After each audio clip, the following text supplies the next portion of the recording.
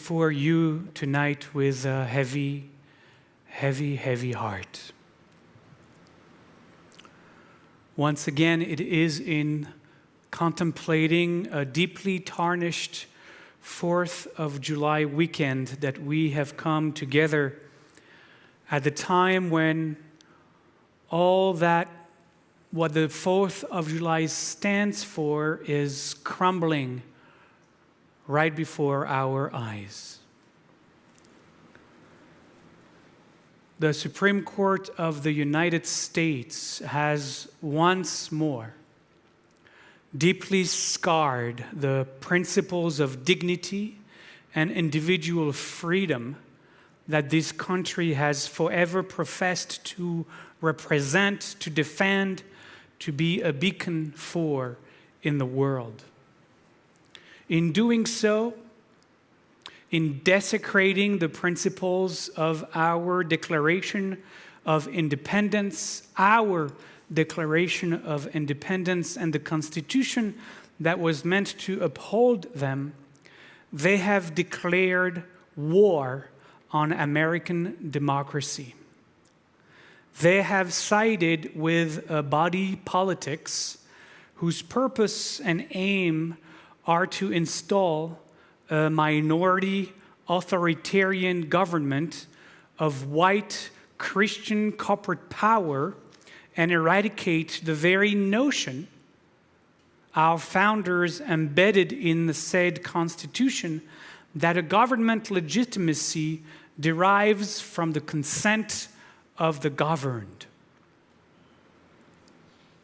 Last week, 6 people behind closed doors decided to violate the fundamental individual rights of all women in this country, imposing thereby the narrow religious fundamentalist dogma of one particular religion upon the rest of us. This is absolutely unprecedented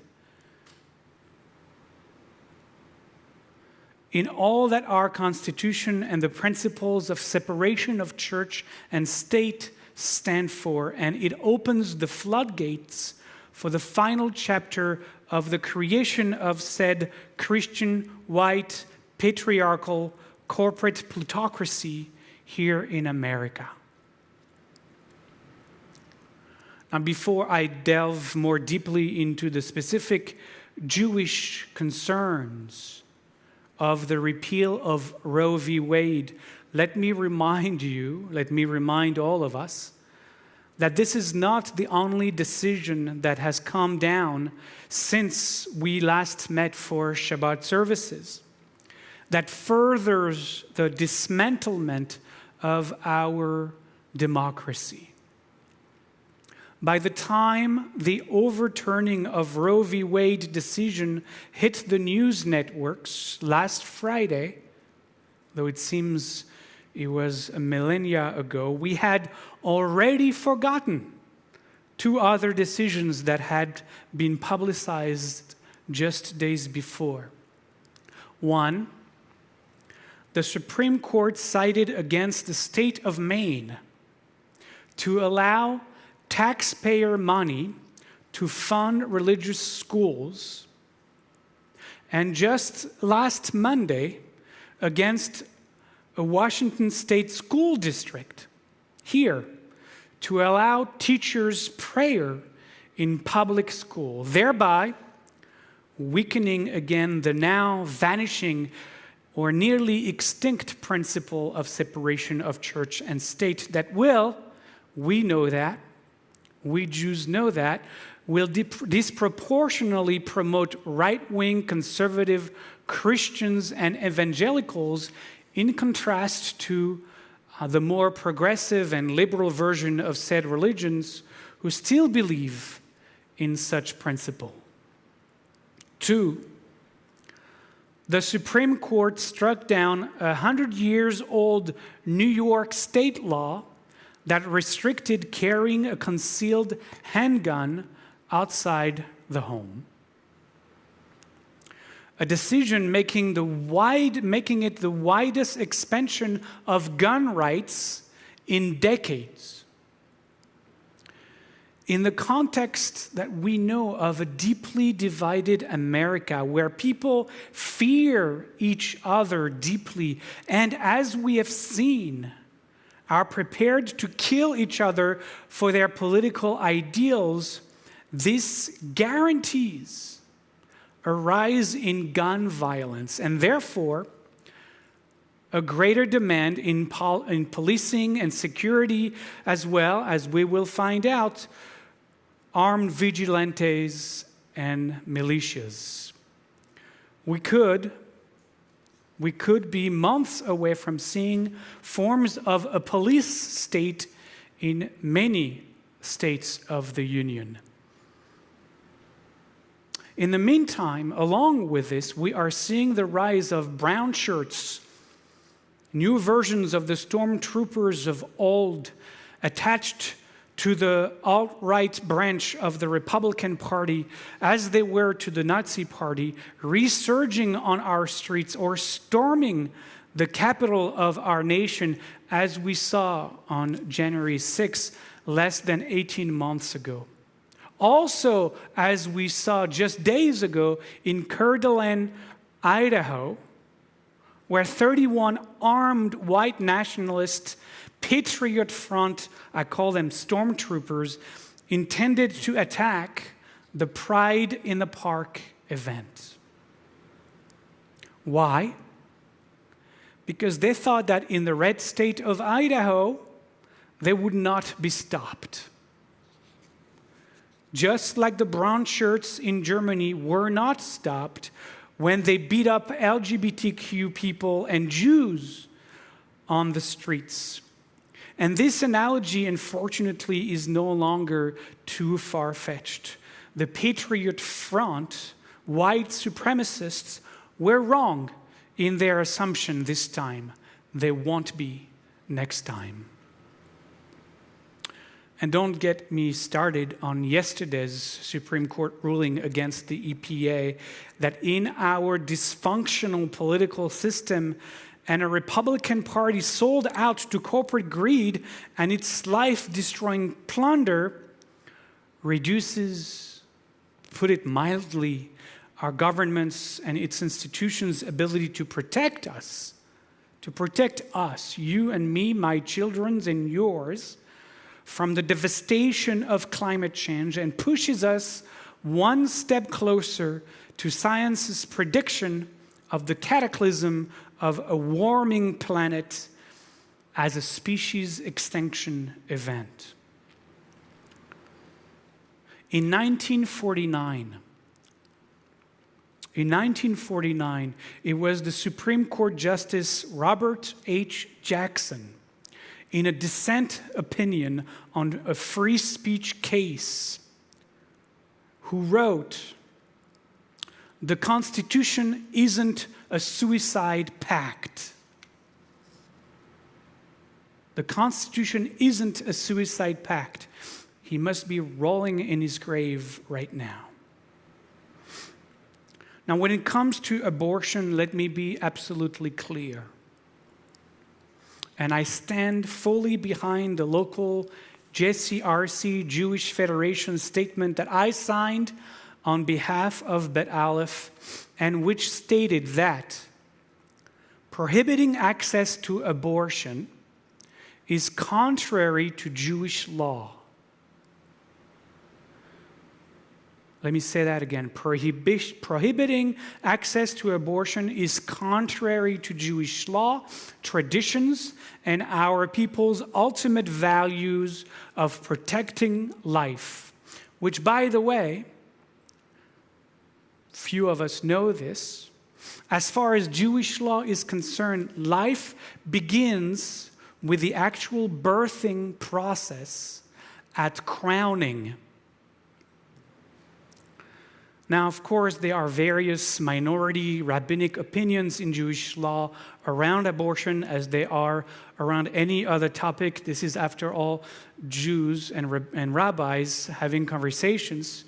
but they only are minority opinions.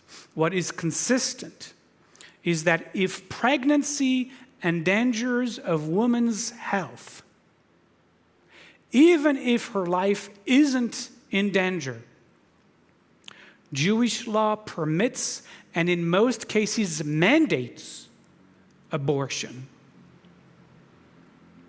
Furthermore, according to religious authorities from various streams of Judaism, abortion is also permissible in order to protect a pregnant person's emotional and mental well-being.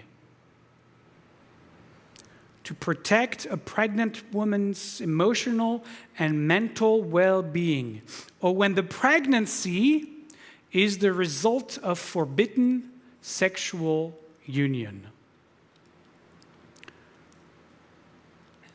This is Jewish law.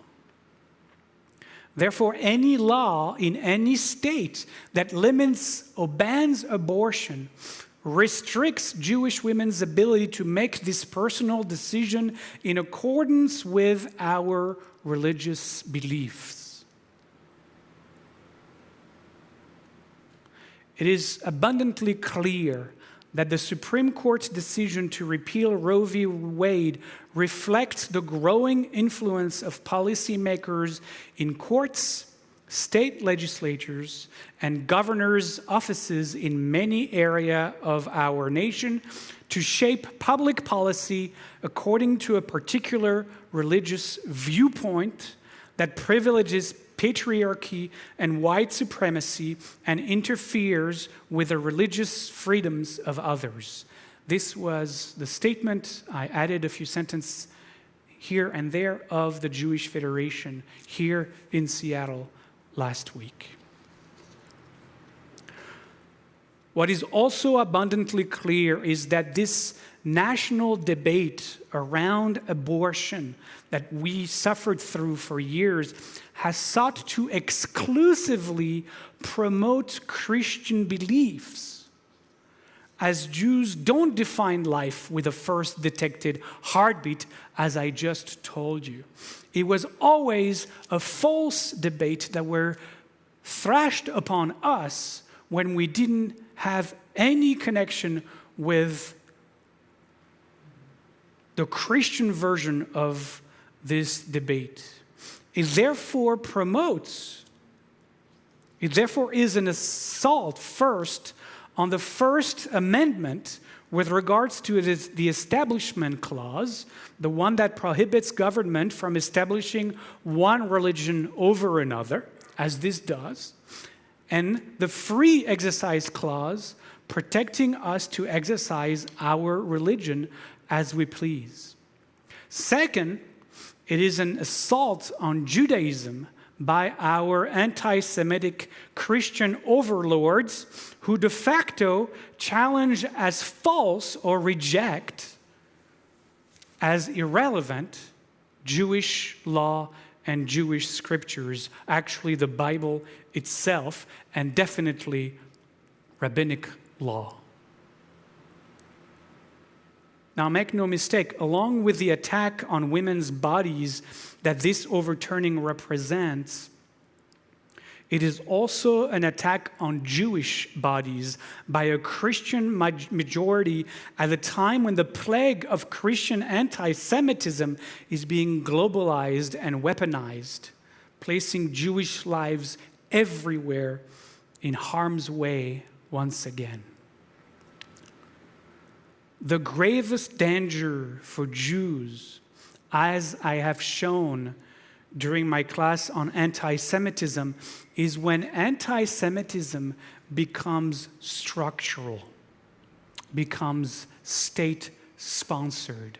And we may have just witnessed the first step toward barring Jews from exercising their religious rights in the soon-to-be 25 states set to ban abortion.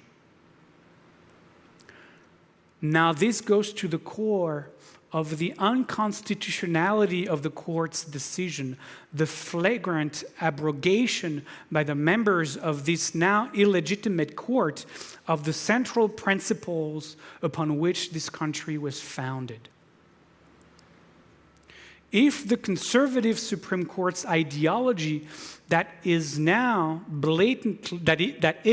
blatantly represents and will represent for decades to come, if this radical anti-democratic ideology takes over as well both the White House and Congress to install, possibly forever, the earlier mentioned Christian white supremacist corporate patriarchal authoritarian plutocracy, then these 31 Patriot Front stormtroopers will become 31,000, and then 131,000, and they will visit the wrath of their racist, anti-Semitic, homophobic violence upon any minority in their path, unstopped and undisturbed.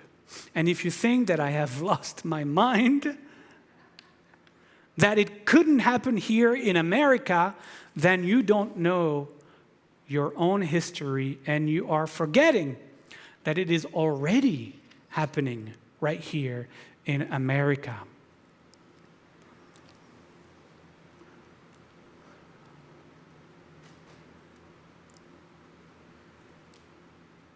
Now is the time, my friends, now is the time to rise and make our voices heard. I mean, I say now is the time, but it's been the time for so long that it seems redundant to say now is the time. It's been the time. We no longer have a choice. And for women, that is even more true. We no longer can postpone making our voices heard. I know we will see, and we already have this past week, millions of people and thousands of institutions speaking on behalf of women's reproductive rights in the days and months and years to come, God willing. We at Bet Aleph will support this effort however we can. However we can. And we will raise our voices as Jews as well. We will advocate as Jews for our First Amendment rights and freedom of religion. We will be the voices speaking out about Christian privilege and the violence perpetrated once again against the bodies of Jewish women. We will rise against structural anti-Semitism. Our voices will be few. They've always been. There won't be millions others lifting up this cause of ours, but our voices will be loud. I have said this before, and I will repeat myself until it becomes time for us Jews to leave this country as we have left so many others before. The continued existence and preservation of the Jewish community in this land is inextricably bound up with the safeguarding of its democracy. We Jews must do all we can to act, speak, donate, support, vote for organizations, institutions, and candidates that work to diminish fear, that work to expand consciousness, that work to preserve our natural commons, and most importantly, believe in and defend democracy. We have to give it all we've got, while furthering the Jewish core principle of tikkun olam, of healing the world through peace, compassion, and non-violence. Because we can never aim to reclaim democracy if we do so in undemocratic ways. We can never achieve togetherness if we perpetuate otherness. We can never get to love through hate, to peace through war, If it is love that we want, then we must act and speak lovingly. If it is peace that we want, then we must act and speak peacefully. But act and speak we must from a place of clear seeing, of being dispassionately present to what is just as it is, and to act from there. And what is present and clear to me is that we are standing at the edge of a very dark precipice. And the first Tuesday this November, together with the one in 2024, if voting still matters then, will determine whether we turn away from it or not.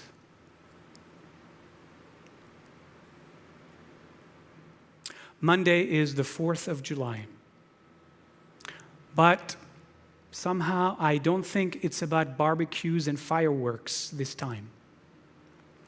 It might rather be about a day of deep introspection and reflection about each of our unique responsibility in reclaiming the values of those universal, inalienable human rights that we, the people, were aspiring to embody on that day in 1776.